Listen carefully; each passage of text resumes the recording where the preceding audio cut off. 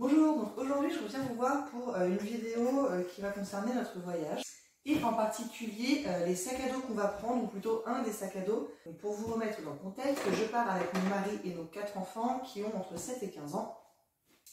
Jusque là on avait 2 sacs à dos de rando, ma foi tout à fait classiques qu'on avait depuis très longtemps, donc ceux-là on va les laisser pour mon mari et notre fils aîné de 15 ans. Et depuis, j'ai acheté un sac à dos chez Decathlon pour ma fille qui fait, je crois, 45 litres plus 10. Et un plus petit, toujours de chez Decathlon, pour ma plus petite fille qui a 7 ans, qui a un 30 litres, mais qui a un style quand même sac à dos de rando, parce que ça lui faisait plaisir, quoi, en gros. Et pour moi, j'ai passé mon cadeau de Noël plus mon cadeau d'anniversaire dans ce sac-ci, Osprey. Pourquoi alors déjà, Osprey, c'est une marque qui revient énormément quand on commence à faire des recherches sur des bons sacs à dos de rando de qualité. Il y a 2 ou 3 marques comme ça qui reviennent quand même pas mal, et le Osprey, je l'ai vu partout, et tout le monde en disait que du bien au niveau de la qualité. Donc, voilà. Donc j'étais à peu près décidée sur un Osprey, et j'ai fait un comparatif, enfin j'ai lu le comparatif du site Tour du Mondiste.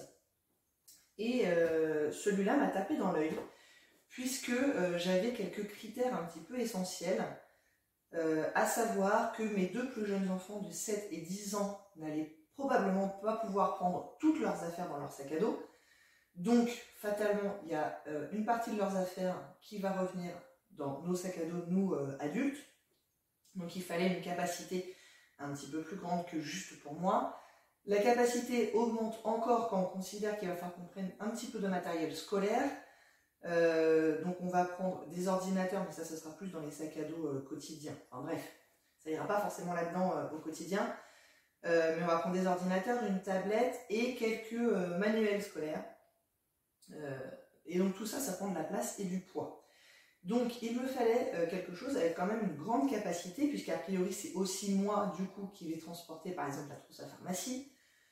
Donc pour l'instant on n'a rien rempli encore, donc tout peut encore changer, mais c'est comme ça que je le vois en tout cas.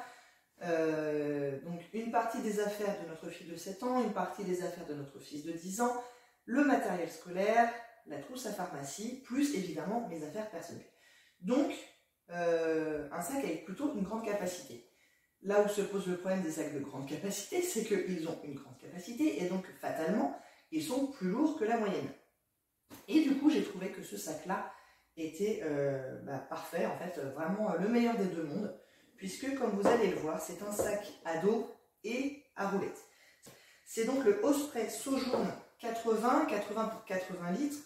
Il existe aussi en 60 litres, mais il y avait, je crois, genre 10 € de différence. Donc je me suis dit qu'on allait carrément partir pour le 80 litres.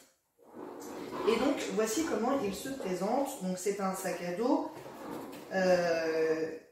à roulettes. Donc moi qui n'y connais pas grand chose, apparemment ce sont des bonnes roulettes et un bon châssis. Ça s'appelle le Aerode châssis. Donc il semblerait que ça soit relativement de la qualité. Avec une poignée comme toute valise à roulettes qui se respecte. Donc jusque là tout va bien. Il est noir, donc complètement unisexe, autant vous dire que quand vraiment il faudra le porter, c'est peut-être bien mon mari qui le portera quand même, faut pas trop lui dire ça. Et là où la magie opère, ça va être que la partie dorsale s'ouvre pour laisser apparaître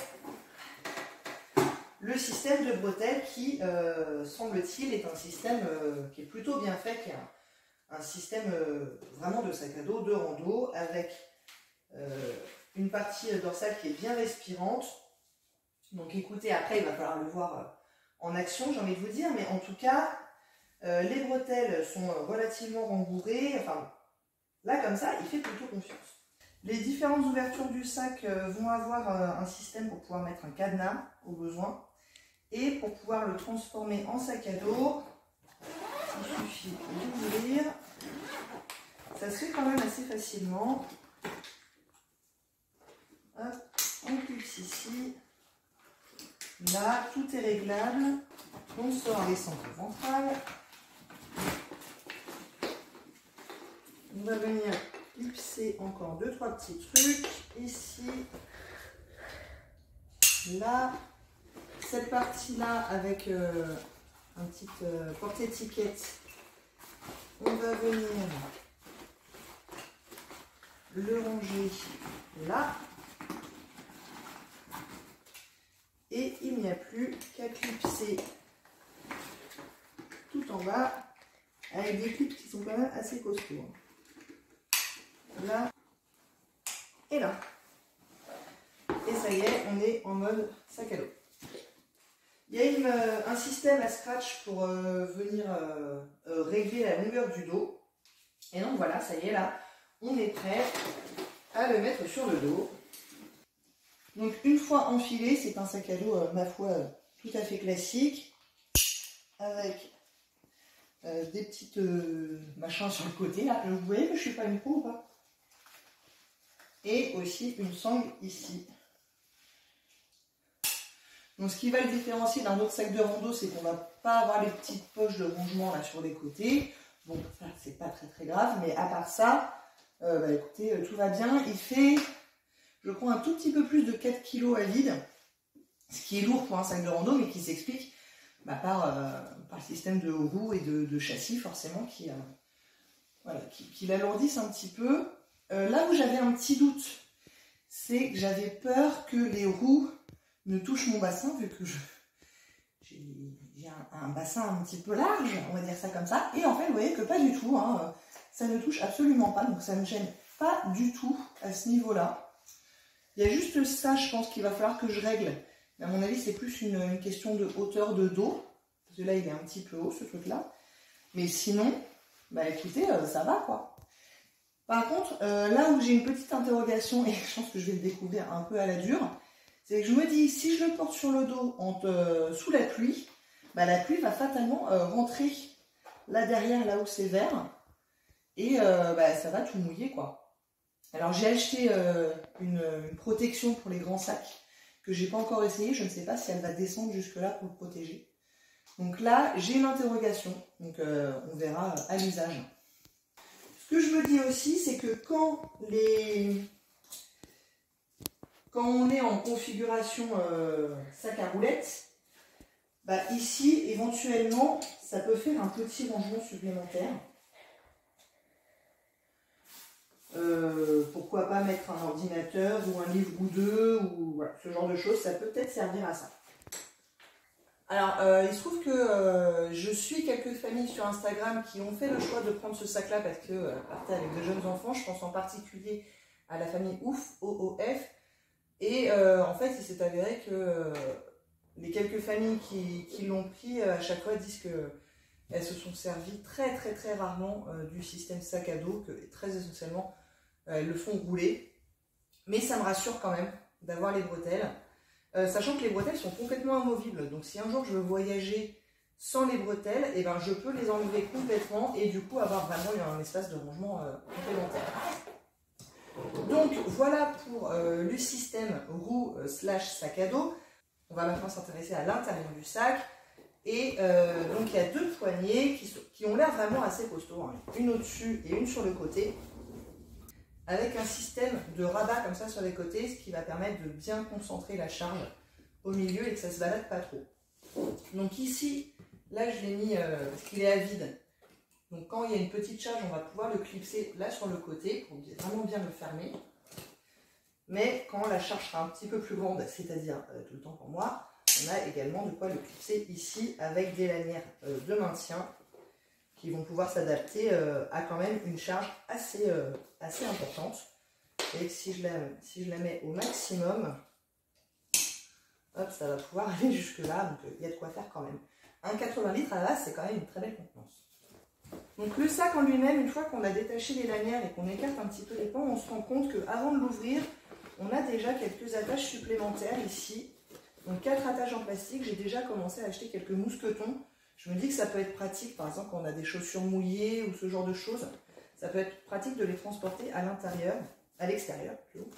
Et on a également ici de quoi mettre, j'imagine, d'autres mousquetons ou d'autres attaches des deux côtés. Donc ça peut être pratique. Ensuite, on a une première poche qui est tout en haut, mais qui n'est pas une poche supplémentaire puisque c'est de l'espace qui est pris dans le sac à dos. Mais il y a une petite poche ici qui va pouvoir permettre par exemple de mettre une trousse de toilette ou du linge sale, pourquoi pas. Donc ça à voir. Et ensuite, quand on ouvre la bête, donc je vous disais, il y a moyen de mettre un peu partout un cadenas. Et quand on l'ouvre en entier, donc c'est une ouverture valise, c'est quand même hyper pratique. Pour moi, c'était vraiment un indispensable d'avoir une grande ouverture. Donc parmi les 4 sacs qu'on a déjà, il y en a 2 qui ont une ouverture valise. Il y en a un sac qui est vraiment une ouverture d'en haut, mais c'est un des sacs qu'on avait déjà, donc on va s'en servir. Et le sac de Julia, donc le 30 litres, c'est une ouverture que d'un côté, comme ça, mais ça reste un intermédiaire qui, je pense, va suffire. En tout cas, pour moi, c'était un indispensable d'avoir une grande ouverture. Ça va être quand même beaucoup plus pratique de s'y retrouver. Dans le rabat, on va avoir 2 poches filet, donc une plus petite ici et une assez grande, mais les 2 sont plates. Donc je ne sais pas encore du tout ce que je vais mettre dedans. Donc ça, c'est à réfléchir.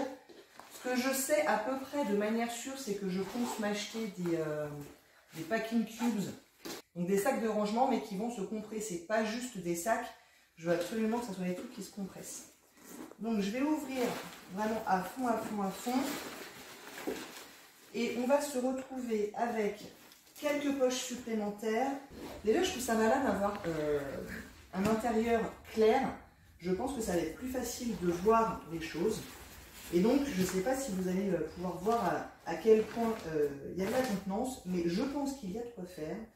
Et à l'intérieur, on va avoir 2-3 petites poches supplémentaires. Donc, il y a une grande poche zippée sur le côté et encore une autre poche filet de l'autre côté. Donc à nouveau, je ne sais pas encore ce que je vais mettre dedans, mais je pense que ça va être bien pratique. Et 2 sangles de compression à l'intérieur qui vont pouvoir permettre de maintenir tout ça en place et de réduire peut-être un tout petit peu le volume.